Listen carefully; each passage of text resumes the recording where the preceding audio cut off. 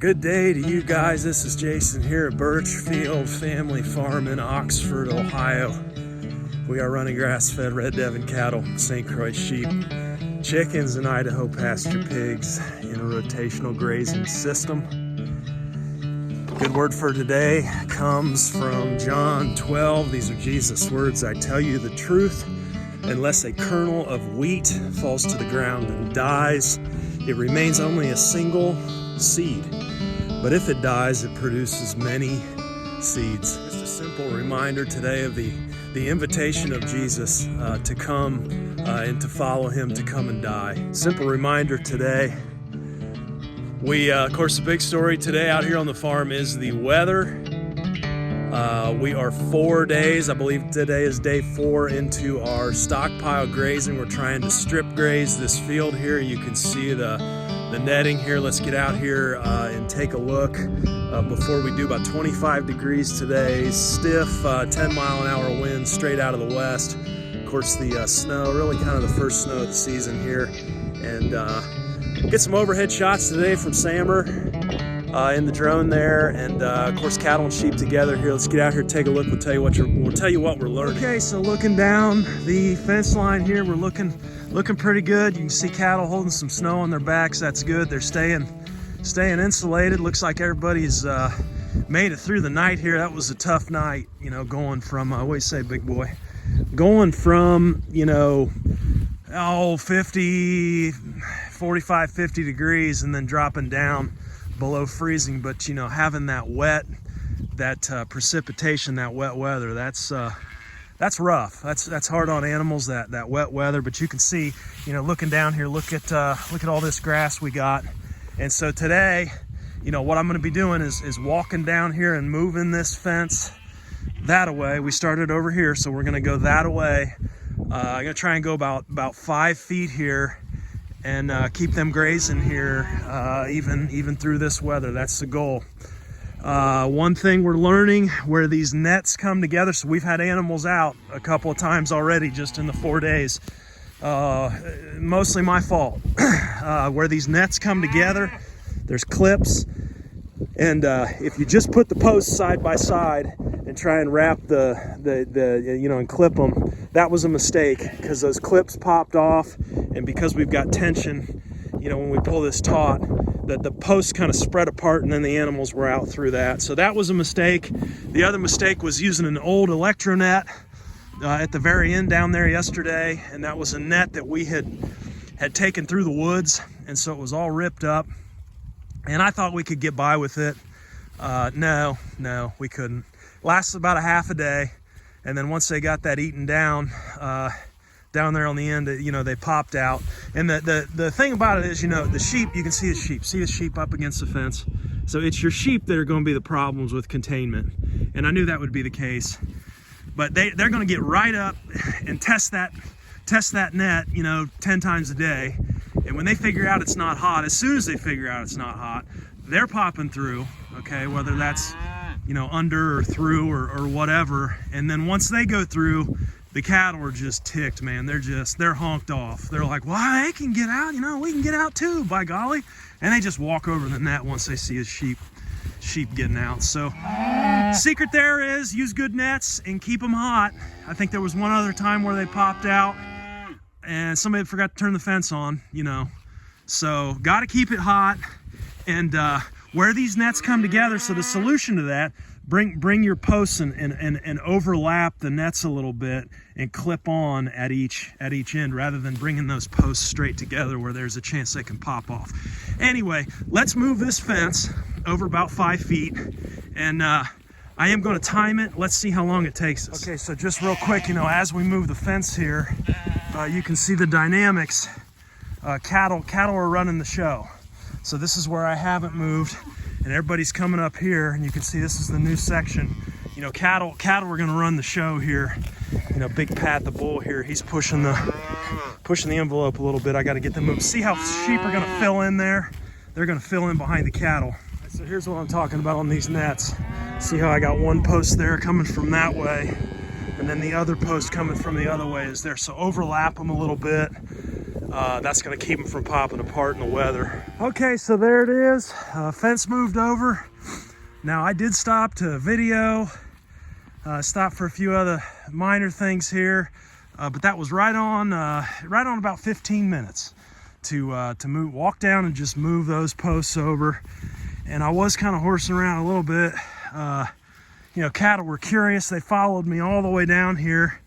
And I keep telling them, look, the sheep are up there. They're out eating you guys. You better get back up there and see what's going on with those sheep. They're getting your feed today. Keep them in check, Em. Anyhow, 15 minutes a day. It'd take me longer than that to put out 400 pounds of hay every day. And we don't have the expense. So I don't know. There is some nuance to it though, like after doing this, from what we've learned, I will take the tester and make this hot, and I will put the tester on it just to make sure we got our full voltage. Don't want anybody through this thing. So one of the things we're gonna have to work out, I mean, you can see looking down over the side of this fence what I just gave them. You know, they're gonna, once they simmer down here and realize, you know, that's the end of the move, they'll get into this. There we go. They'll start grazing. They're going to graze right through that snow. And the biggest wild card right now is we're still kind of trying to find, you know, where's that sweet spot? This is 500 feet all the way down here, over 500 feet. So, you know, we figured it in square footage and trying to figure dry matter and all that. But I think somewhere in that, the low end's going to be moving 5 feet over. Top end will probably be about 8 feet. You know, so somewhere in there, finding that sweet spot, and it may differ too on different days and what's going on with the weather. Today, with everything being so harsh, we might give them a little more. But you know, the end of the week, I think we're supposed to be back up around 60. So that's life in Ohio here in you know, November, and got the leaves on the ground covered in snow today. So let's head up and see how the sheeps are doing here. Okay, so coming up on the sheep here, they're kind of up the hill here, sort of filled into where cattle were in the beginning. You know, cattle wanted to follow me. They followed me all the way down as I moved, you know, and thinking, you know, I don't really know what. Look at her condition, man. She's really looking good.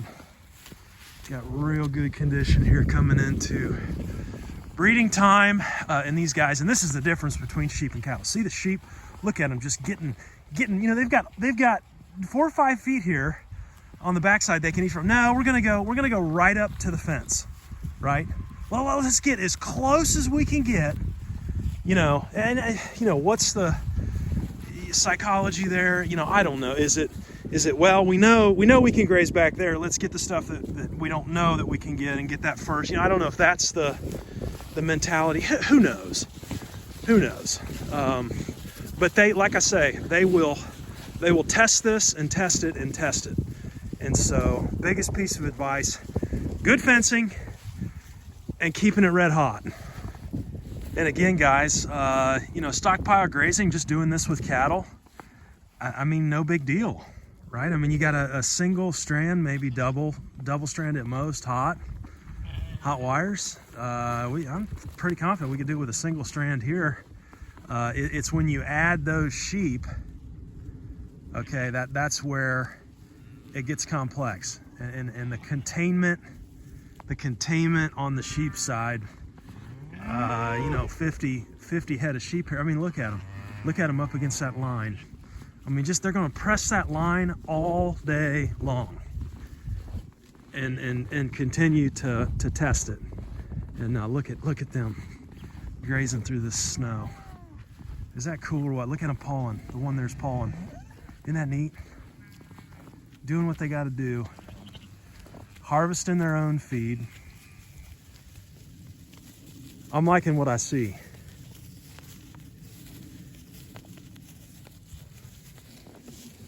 Okay, so it looks like everybody's going to simmer down and get into the grazing here for the day.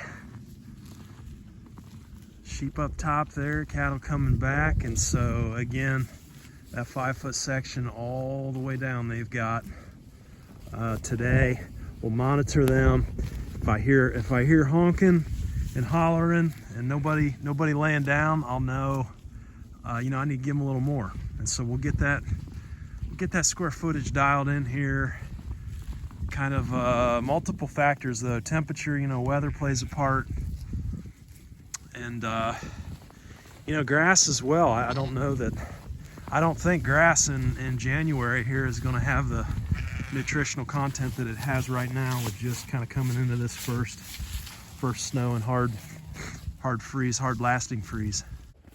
You can see the difference in height here though on this field too. I know I told you, you know, we've left different areas at different heights just to experiment here. And you know, this area here, I think that was a mistake to take this down this far. We left sheep on this until it was coming into mid-September, and we pulled them off. And of course, you know, we had the drought too, so that didn't help. But then, you know, this over here is a little bit longer. Seems like they're kind of liking this longer stuff a little better. Now in the areas where I really let it go, you know, like from midsummer, that's going to be problematic. I can tell already, because we had a little bit down there by that fence row where I'm trying to hook this fence up to the end of the fence, because if you don't get that right, sheep will pop through. So we take baling twine, and you got to be very careful and tie the end to, you know, the woven wire fence. Of course, you know, you can't short out, so you got to be careful doing that. But you got to have it buttoned up on the end, or the sheep will squeeze through, and then the cattle are pushing through. Yeah, so see how they're going to settle down, and they're going to dig into this, you know, this longer stuff here. Whereas, you know, I mean, we just didn't know. It's first year experimental. So I think there is a sweet spot there. You know, looking at it so far, it's too early to really conclude much, you know, day 4 here. But I would say, you know, right in here, I think this was, you know, this is about mid-August. You know, pulling off of it sometime in August and letting that pop back. And you see, I'm gonna look at the clover. See if I can get in. Look at the clover on a day like today. You still got clover out here. That just blows me away. Seed heads, you got the leaves, the seed heads. I mean, you know, you're feeding hay. You're not gonna, you know, you might have some clover, but you got the leaf shatter, you know, from the tedder. You got all that, and it's, you know, not a lot of times that all that kind of stays put and comes through, you know, with the art of making hay. But the point is, you got it here, right? You got it. Look at you know, green grass. And of course, you know, another point too is that the ground's not frozen yet. We are, you know, below freezing, but the ground, so we're not switched over to the blue posts yet. Plan is to put those blue posts in everywhere there's a white post, and then, you know, single spike with the sharpened on the end, and the spikes are narrower than the double spike in the fence. So eventually, when the ground freezes, we'll transition over here to those blue posts. And I'm thinking with just one to step in, it's going to be a little bit easier. Of course, with the ground frozen, who knows? But anyhow, I'll come back out here later. You know, what we're looking for, of course, I don't know if it'll happen on a day like today, but we're looking for them to be, you know, we want to see them lying down, satisfied, and ruminating is what I want to see. And that means everybody's got full bellies. You know, we can check rumen as well. And you know, that's a full rumen there. I'm also monitoring pats. There's one back there. They're looking about perfect, to be honest. Yeah, look at her rumen. I don't really see any kind of, maybe a little bit of a triangle there as she moves. But you want to check that left side, looking for that triangle. You want to see that full. She could use a little feed, but they're, you know, just moved, so they're filling up here.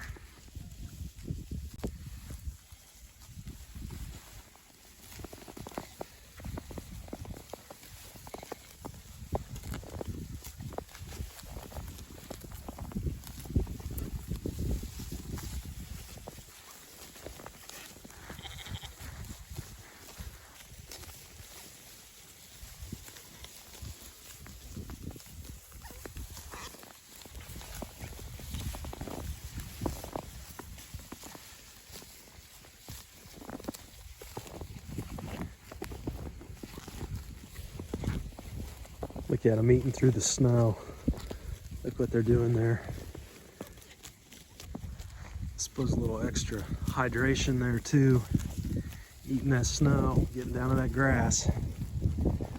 Amazing.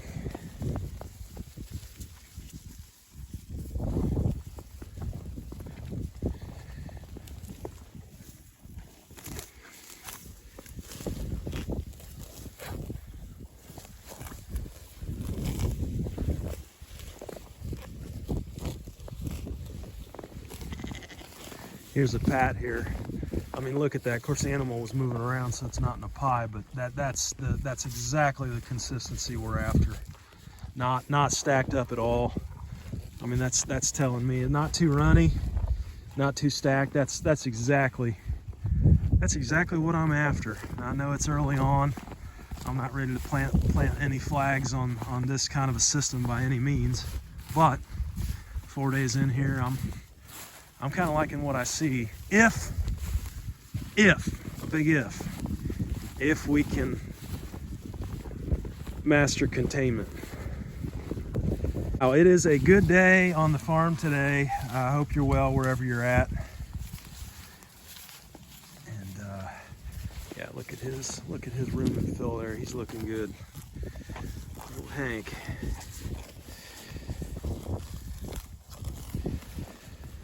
Be well wherever you are. We will talk to you next time. Stay warm. Be blessed and take care.